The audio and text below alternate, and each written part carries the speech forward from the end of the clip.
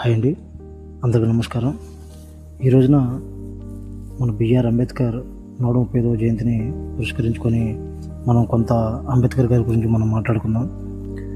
తను ఒక బలహీన వర్గాలకి వాళ్ళ హక్కుల కోసం పోరాడిన నాయకుడు మాత్రమే కాదు, అతను ఒక మనిషి మన ఇండియాలో పుడితే ఆ మనిషి జీవితాంతం తన 100 ఏళ్ల జీవితాన్ని ఒక రాజ్యాంగపరంగా సృష్టించిన సృష్టికర్త. ఇలా బతకాలి, ఇలాగే ఉండాలి, రాజ్యాంగ నియమాలను ఇలా అనుసరించాలని చెప్పేసి తను నిర్ణయించిన నియమాల ప్రకారమే ప్రతి ఒక్క భారతీయుడు, ప్రతి ఒక్క భారత పౌరుడు నడిచే విధంగా నిర్మించిన న్యాయకర్త డాక్టర్ భీమ్రావ్ అంబేద్కర్.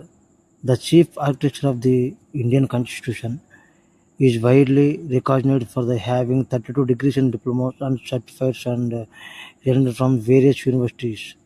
చూడండి, 32 డిగ్రీలను ఆ కాలంలో కూడా చదివి తను మన రాజ్యాంగాన్ని నిర్మించి మన దేశ భవిష్యత్తుని ఈ విధంగా ఉండాలని చెప్పేసి తీర్చిదిద్దిన మహానుభావుడు అంబేద్కర్. బలహీన వర్గాల కోసం, వెనకబడిపోయి ఉన్న తరగతుల కోసం ఎంతో కృషి చేసి వాళ్ళకి తగ్గ ఫలితం అందాలని చెప్పేసి తను అనుభవించినది ఇంకెవరూ అనుభవించకూడదని చెప్పేసి వాళ్ళ కోసం కృషి చేసి వాళ్ళకంటూ మహోన్నతమైన జీవితాన్ని కల్పించే విధంగా రాజ్యాంగాన్ని నిర్మించి వాళ్ళకి కొంత వెసులుబాటు కల్పించాడు. 100 అడుగుల విగ్రహం పెట్టకపోయినా పర్లేదు, కానీ 100 ఏళ్ల జీవితం ఆయనకు అనుగుణంగా ఆయన నిర్మించిన రాజ్యాంగబద్ధంగా మనం బతికితే చాలు అన్నది నా అభిప్రాయం.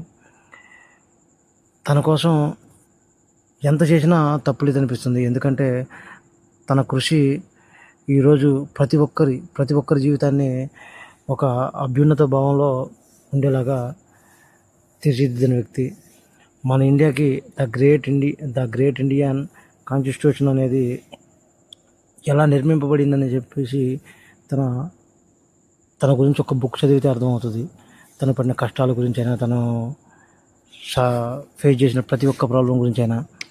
కానీ తనంటే నాకు చాలా, అంబేద్కర్ గారు అంటే నాకు చాలా అభిమానం ఉంది. ఎందుకంటే తన చిన్నప్పుడు వెనకబడి తరగతులు వాళ్ళని చెప్పేసి ఎక్కడో కూర్చోబెట్టేవాళ్ళు. కనీసం చదవాలన్నా కూడా తను ఫేస్ చేసిన ప్రతి ఒక్క ప్రాబ్లమ్స్ని కూడా తను అధిగమించి తను గొప్ప చదువులు చదివి 32 డిగ్రీలు సంపాదించి మన దేశానికే ఫస్ట్ ఒక రాజ్యాంగాన్ని నిర్మించగలిగిన శక్తి ఆయనకు వచ్చిందంటే ఆయనకి హ్యాట్స్ ఆఫ్ చెప్పొచ్చండి. ఎందుకంటే అంతటి మహోన్నతమైన వ్యక్తి. ఒక మనం బ్రిటిష్ వారి నుంచి స్వతంత్రం సంపాదించామండి, కానీ అనగారిన జీవితాల నుంచి మాత్రం విముక్తి కలగలేదు.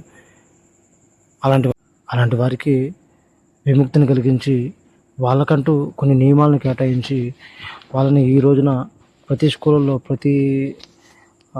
ప్రతి జాబ్స్ పరంగా అయినా వాళ్ళకంటూ ఒక స్టేటస్ని కల్పించిన మహోన్నతమైన వ్యక్తి. తనకు మాత్రం హ్యాట్స్ ఆఫ్ అండి. ఈ రోజున ఈ విధంగా మనం జీవించగలుగుతాం అంటే ప్రతి ఒక్కరూ ఒక్కసారైనా లైఫ్లో ఒక్కరోజు తలుచుకోవడం కాదండి, ప్రతి సంవత్సరం ఒక్కరోజు తలుచుకోవడం కాదండి, ప్రతి క్షణం తలుచుకున్నా కానీ తప్పలేదండి.